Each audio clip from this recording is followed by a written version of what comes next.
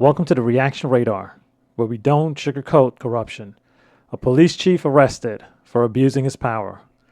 You can't make this stuff up, and we've got the receipts. Let's jump into this. Former top cop is finding himself on the other side of the law, arrested and accused of stealing from his own department. Sergio Velazquez was Hialeah's top cop for nearly 10 years. And during that time, prosecutors say he illegally pocketed hundreds of thousands of dollars. Local 10's Glenna Milberg is live with what she's learned. Glenna.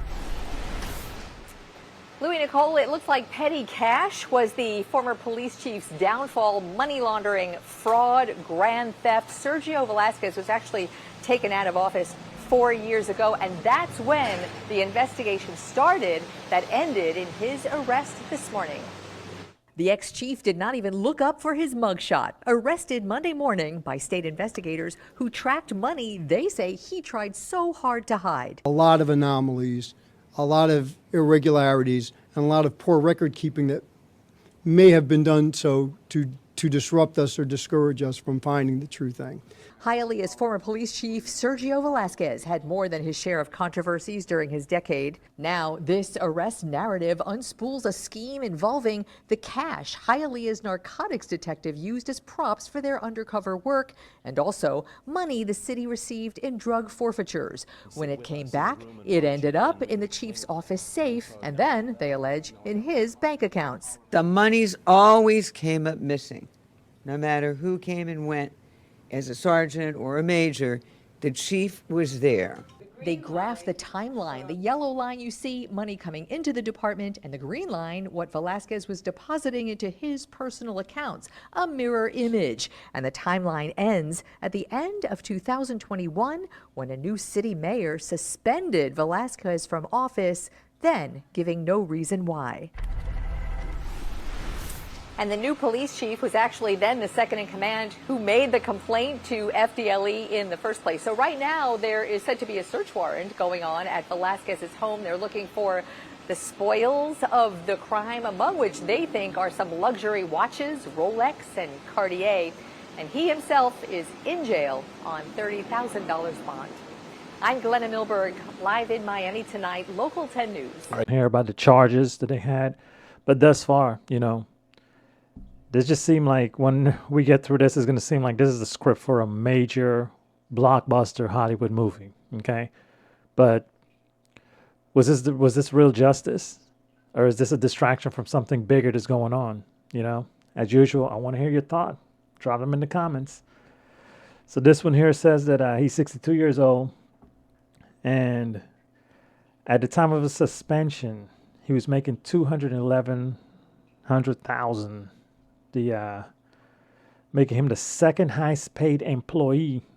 Wow. Well, was the chief. I'm surprised he wasn't the first. Curious to know who was making the first. Maybe the county executive or mayor or something like that. But that's another good thing to look into, right? Says from 2015 to 2021, he made more than 900 deposits across multiple personal banks, all under $10,000. Wow. He made more than 900 cash deposits in multiple banks. So you don't seem like the sharpest guy to me. Because if you're the chief of police, that's a red flag. That's a major red flag. Apparently you went to sleep during that class, I guess. It says financial records reviewed. In investigation, he showed that he had made over $300,000 in purchases from Rolex to luxury 11,000, 6,700 Louis Vuitton, Versace. It's just crazy. Over $500,000 missing during 5-month span. That's $500,000. And I think other people should be accountable. Because my thing is, where and how did this guy do all of this without you being aware or noticeable what's going on? Where's the checks and balances there? Somebody had to be keeping track of the books. Payroll, what's going on? Nobody was monitoring any of this, Wow. Said the investigators identified 62 cash deposit during that time, all under $10,000 threshold. Yeah. And he said he was being held on a $30,000 bond. Do you think that's a fair amount of number for that? You know? And do you think that there are more cops out there that are hiding behind a badge? How should we hold corrupt leaders accountable if we can? You see what's going on from government and the White House to, you know, these mayors and, you know, Fannie Mae, Letitia, you know, all these folks. They're trying to stamp the little man us out on doing certain things, but look what they're doing, right? Who's doing the checks and balance on them? They're trying to monitor us, put their feet in our necks, so to speak, but who's monitoring them? Where's the checks and balance on that? And why is this not on every top story network as usual? You know, those are the things that we got to think about.